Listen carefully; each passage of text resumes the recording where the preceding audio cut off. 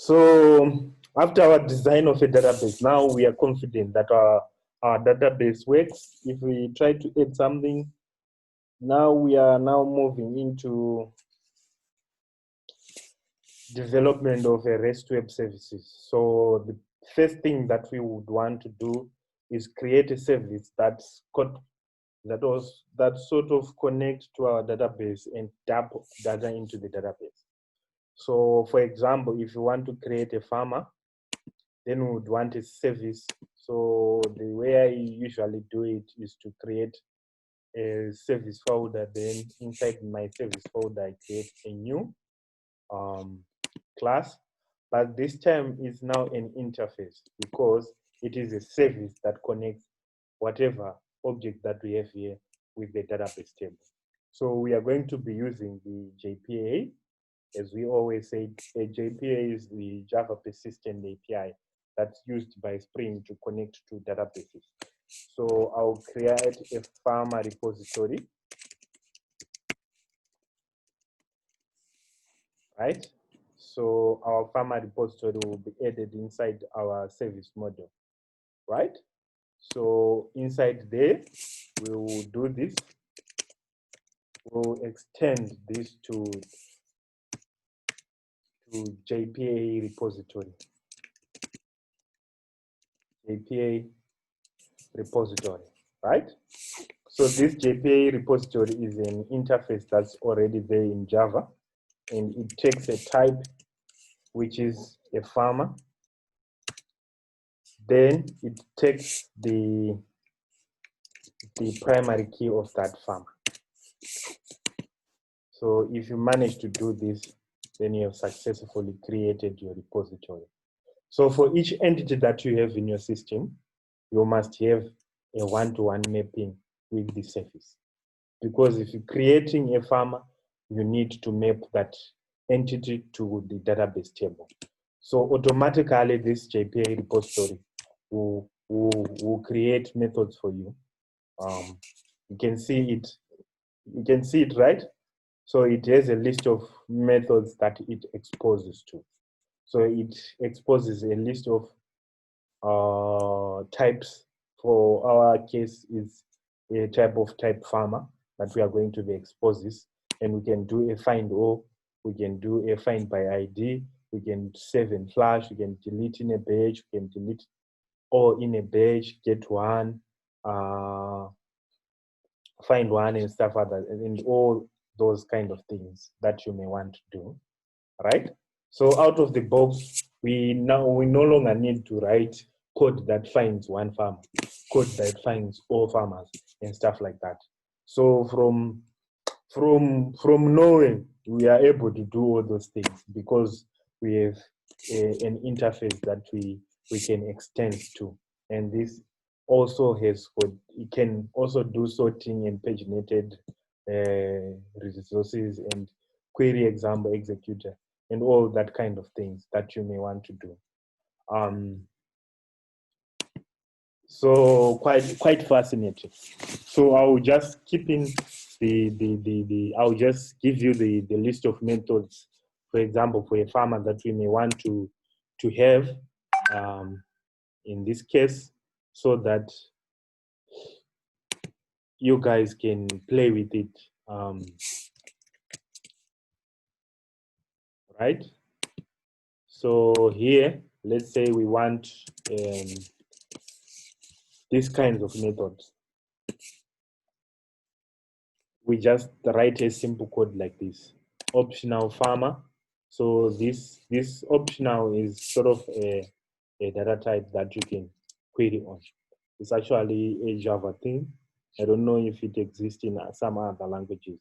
You can do a filter of nullable and all those kind of out-of-box methods that it comes with. So it just gives you an entity from a database of type farmer. Then you can find it by a MSI STM. This line of code goes to our database and find the farmer that we just give it the mobile number that we want, and it will find us the farmer that comes with this that has got this number that we give it. And if give this file, if we give it a last name, then it will return us the farmer with that last name. And if we give it a first name also, it will give us a list of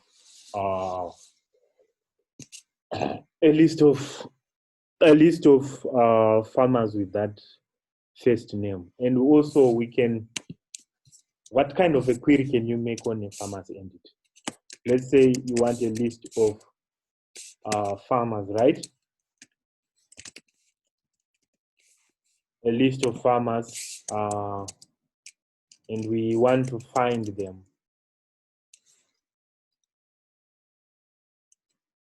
We want to find by first name, right?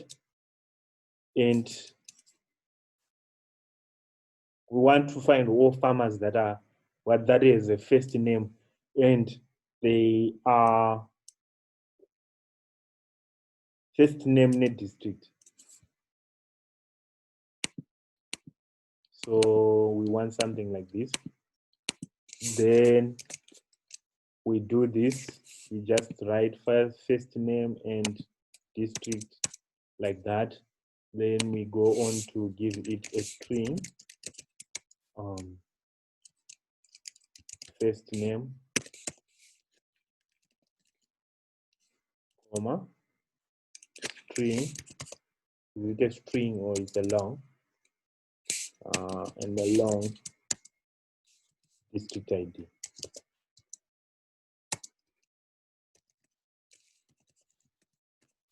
ID, like this. And we are good to go. So out of the box, JPA will do all the necessary querying that needs for someone to have to find something by first name and district.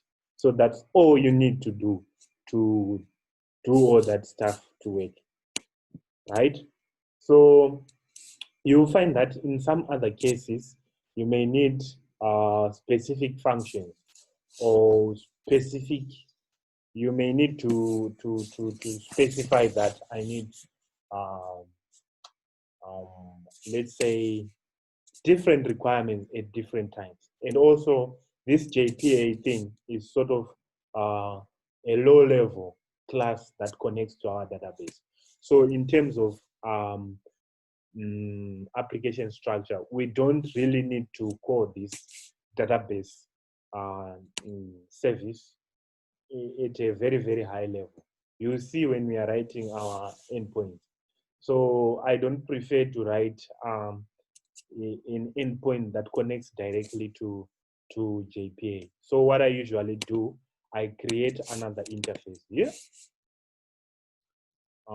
which acts sort of as a facade between my database entities and my JPA repository. So it's sort of a duplication, but a facade that gives us a class, right?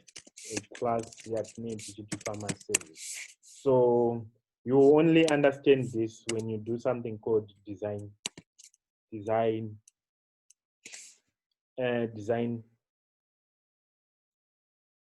Okay, I can see a hand raised.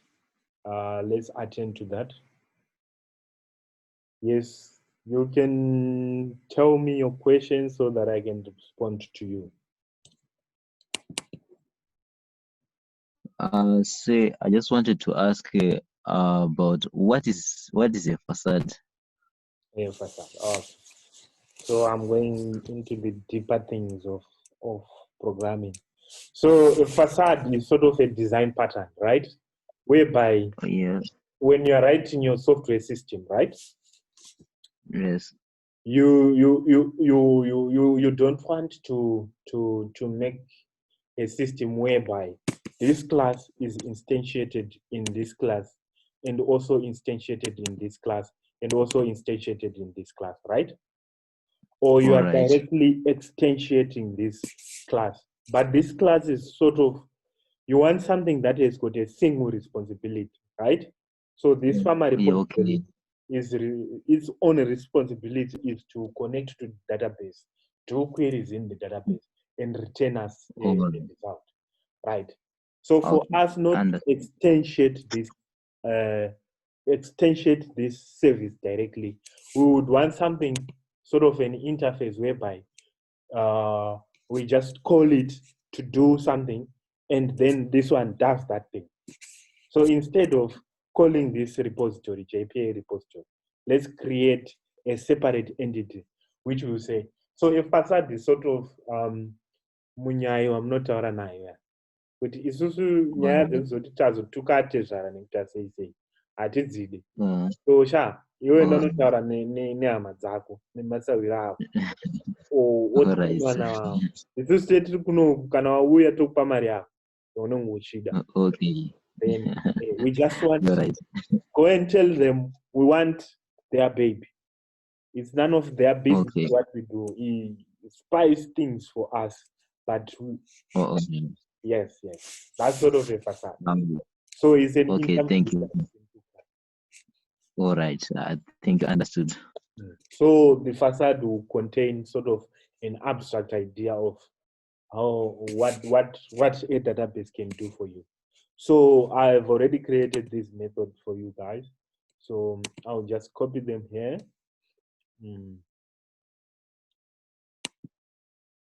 So that we can cover a bit of.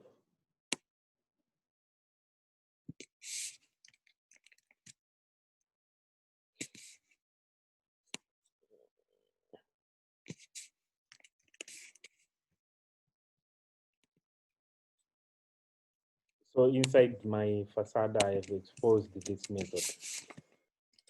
So the higher level classes will only know that a database can do all these things for us. It can register a farmer. It can find by mobile number. It can find by ID. It can find by last name. It can find by first name. It can find by first name and last name. It can give us the total of farmers. It can update the database. It can find all, right? Perfect. Any questions again on this facade that we are creating? So this facade is sort of, it's just somebody who say, I have this kind of functionality for you. So if you want to do anything, just call me, I can do anything for you. So it's a middle sort of, if you want beer, don't go to the shops, I can bring beer to you. If you want Vaseline, I can bring Vaseline to you. So just call me and I bring everything to you. Whatever, don't mind how that is being done. Just give me what you want. Give me your money and I'll bring. Give me your mobile number, I'll bring a farmer for you. Give me an ID, I'll bring that farmer for that particular ID. Give me his last name and I'll give you the farmer for that last name. Give me first name and last name, I'll bring you that for you, right? So this is sort of a facade, right? So in order for this facade to work, it has to be implemented somewhere. So we are now writing the implementation using JPA and this facade to be able to do all those stuff, right? So this is how we create our implementation. So I'll create a Java class now, and I will call it farmer service.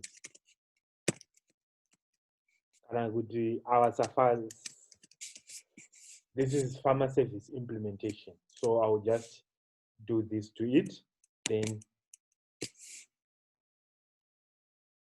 it comes on like that. Then this should be able to implement farmer service like that. Then if I do that, it will say, my guy, if you implement, these are inheritance, object-oriented principle, not inheritance, but object-oriented principle. So if you implement a certain service, then it's now a contract that if you agree to implement me, so implement all the methods. So I don't know if you guys are seeing this, but the moment I create, implement, it creates something like this. And so it will give me a screen whereby it says, if you are implementing this method, these are the methods that you need to implement here. So if I click OK, it will create all those implementations. And I can see that the chat is lazy.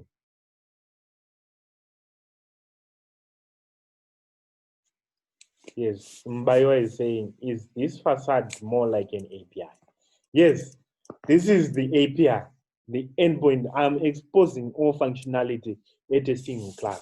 So if you are going to write the displacement and we want to know which farm are we displacing, or it gives us the displacement module will give us their ID, and using that ID we can give him, okay, do you mean that you want to save to Edward Mbaiwa with this ID number 1? Then it says, of course, yes. Then perfect, we do that job for them, then we return the results. We have sent money to Mbaiwa with such mathematics. Do you want to do another service, SMS service, who want to send a message to all the farmers? Yes, the facade for farmer service will call, okay, all services. Then I have a method to do that. Let me do that for you. It will call the farmer service and do the job. I don't know if I'm clear there, but I think I have tried my best to explain that. So if I go back to my screen where I'm sharing our application, we just wrote an implementation class that's gonna be implementing all the method or the API farmer service, and it gives us this kind of an abstract implementation, or sort of a sample implementation of each method, right? It's really smart to this extent that if you give it a list of methods, it will give you an idea of how you can implement it. At this point, I presume somebody has a question. I will be scared if somebody doesn't have a question. Guys, ask me a question here. I know you have a lot of Yeah, I have a question. I wanted to know this repository, the service and the service implementation. Does it only work on certain packages, models, classes, or it works on every single class we have? Like, for example, does it work on items? Does it work on products as well? Does it work on contractor, or there are certain types that we use these methods that you're explaining? Yes. This JPA, the JPA. For every entity, that we are saving in a database. For example, if you want to save entities in the database, that entity should have a repository or a JPA repository that connects it to its own table.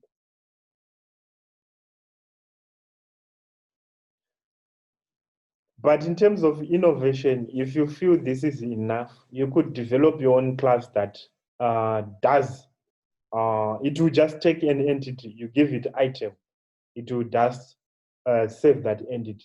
I think you can write that code, but that's a whole lot of work that you need to do, because you need to do the reflection and stuff like that. But for now, we're going to have a one-to-one mapping between an entity and a class, an entity and a table in a database. So for every entity that you are saving in a database, it should have its own JPA repository. But this facade is sort of optional. But you will see that when you have thousands of packages in your system, it's better for you to have a facade where whenever from whatever API, you just call that facade, then that facade will do the job for you.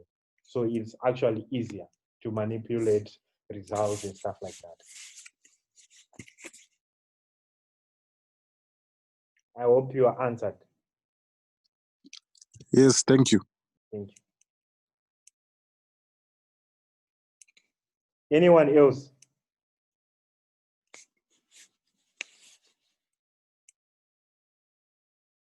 Guys, ask questions. I don't want to pile these things. We would rather spend a little bit of time trying to make you understand a little bit of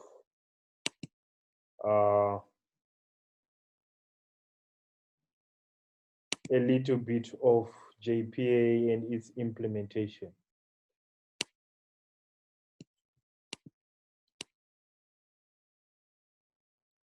But as we go on, you guys will be able to understand these things and see, you will be able to know how these things are communicating. But for now, just take it as a black box and understand the concept that how are we implementing the service, the inheritance that's happening here, the inheritance of type. We are inheriting a type from this module, this class, and the implementation. Those are the most important things that you need to understand. So because this class is now a service, it gives services to other classes. So we are annotating it as a Spring service. So if when Spring is context loading, but not click at the debug button, but not click at it will also initialize all these things, and it will initialize this service impute or service implementation as a service. And also we are using Lombok here to do the required args constructor to creating the constructors that are going to be required by our application. Then I want to log when I am saving my farmer here. I want to do some logging here to see that if it's saving. You will see that when you try to run this application, for some reason, we will fail to.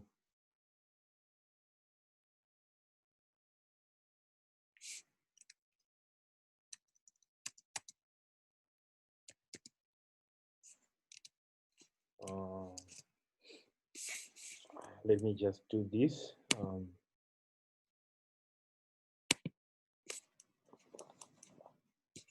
I'm just coming for a second, guys. There is something that I need to attend to quickly.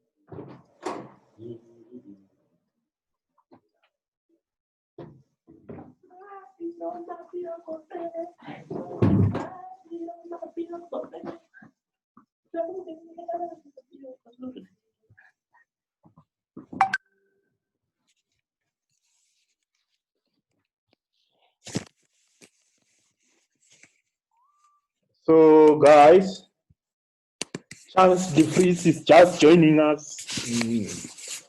Perfect.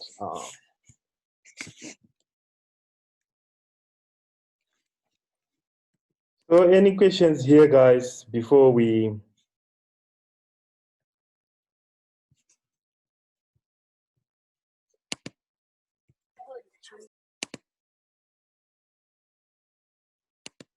Mag is just joining us also.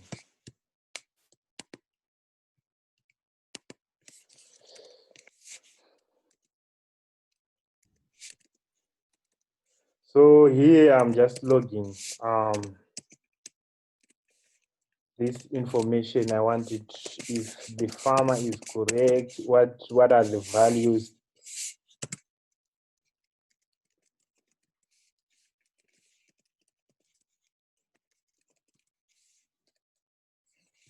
Farmer. So we are registering that farmer, that's the farmer class of farmer, right? That farmer, I'll be registering it. Where do we get and what kind of a thing that we are going to be using? We're going to declare here that we're using JPA. So we are going to be using farmer repository here. Farmer repository. So we need an object of that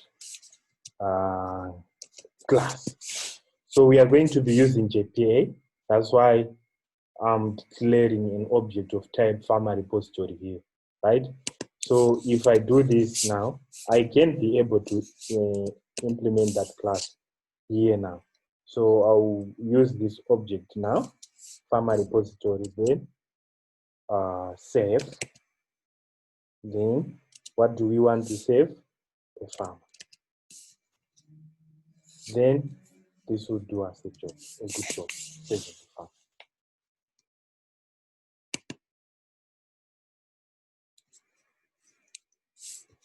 I don't know why it's giving me errors here.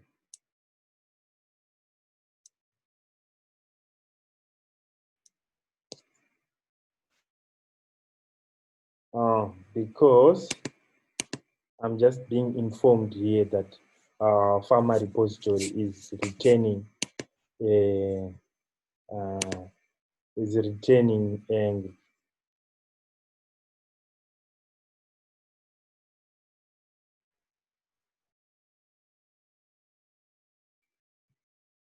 returning void. So it seems like we have to use we are using a different method or something. I think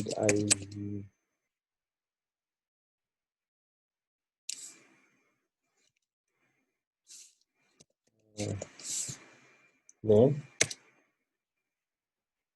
perfect. We're good to go.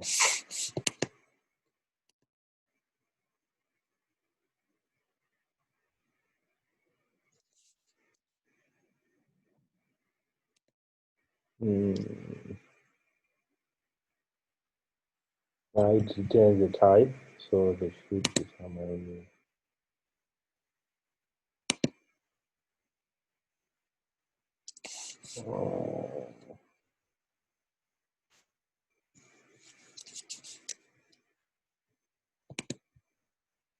That's interesting. That's interesting. That's interesting.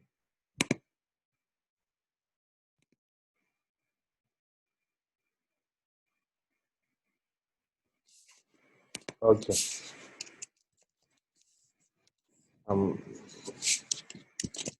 missing a return statement here. I was shocked that this thing is not agreeing to Java version. So this is how we would also use the same object defined by, and we give it then we terminate.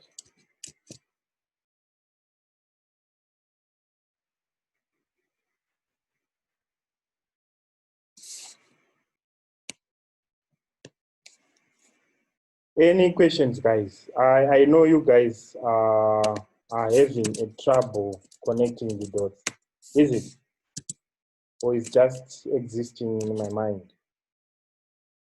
Do you guys need any help trying to join the pieces here before we dig deeper into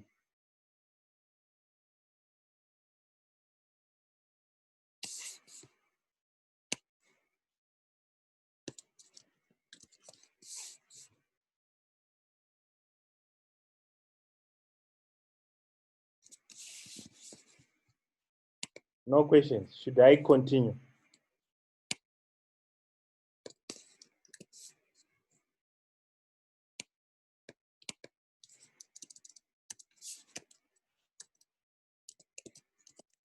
So we are almost doing the same thing here.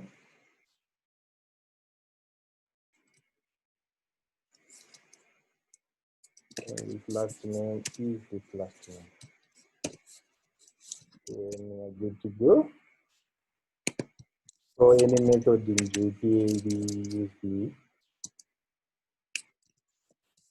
farmer repository. Then find by.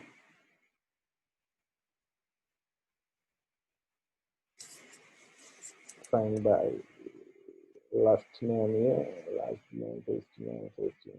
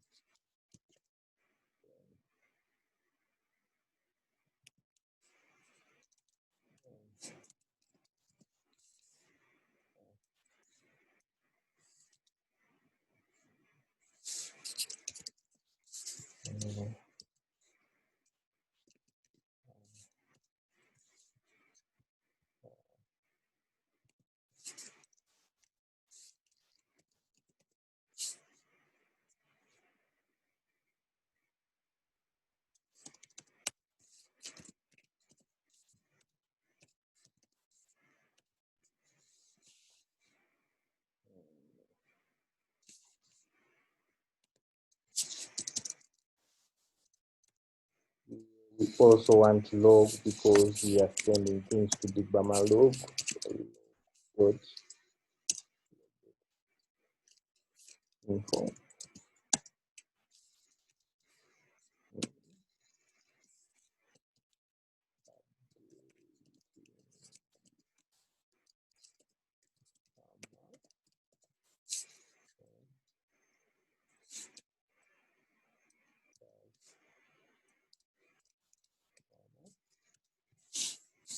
So return this guide to farmer.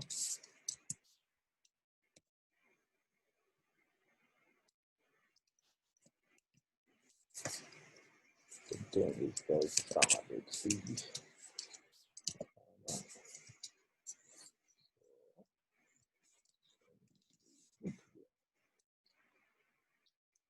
So this kind of a method is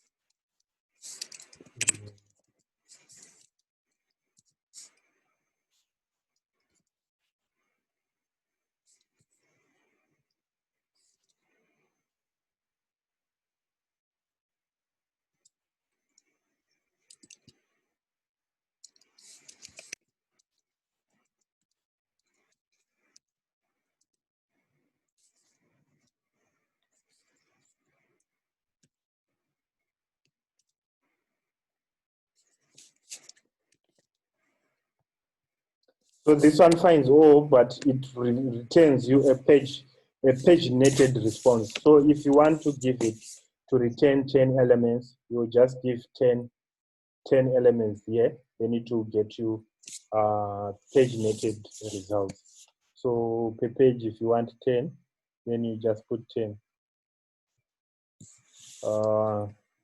Is Fritz in here? Because I can see Andy Pinzeo King from the chat. So I think today we are good.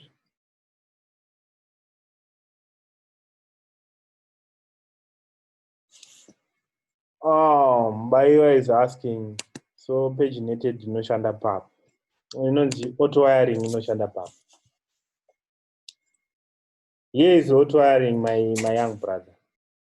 This is what we call auto wired object. But in here, we are not using an auto wired object. It's an auto wired object actually, but we are using Lombok to auto wire it for us. So there's sort of a black box here. So auto wiring is sort of creating an object to another. There's a certain concept called dependence injection that I'll explain in the next lecture. I think today, but in a nutshell, guys, this is what auto wiring is used for.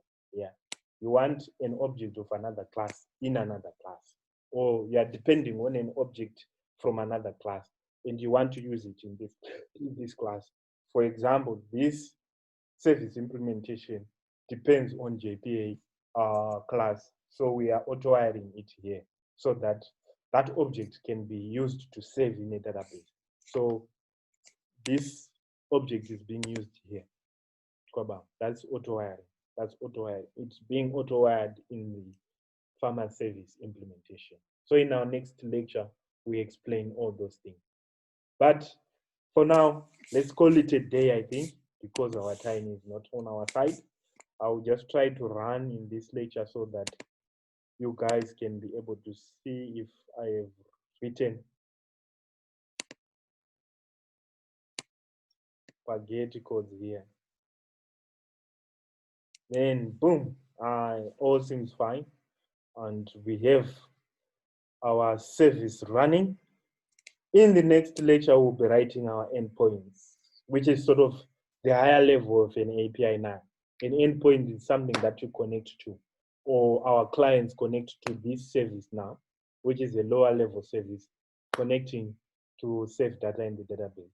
So we have just done the first part of REST web services design, where we are